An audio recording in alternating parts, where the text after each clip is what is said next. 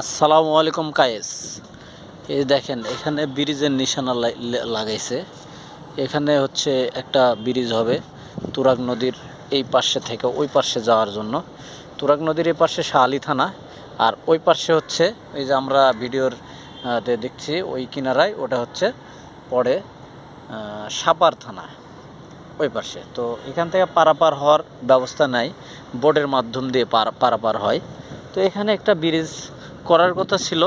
তো এই যে সরকার, এই যে এলোমেলো হওয়াতে সরকার পালিয়ে যাওয়ার কারণে এই ব্রিজের কাজগুলি বন্ধ হয়ে গেছে। এখানে প্রোগ্রাম ব্রিজের করার ছিল এখানে। এবং এই যে স্টিমার দেখেন, এই যে লঞ্চ এই দেখা যাচ্ছে, বিশাল বড় একটা লঞ্চ।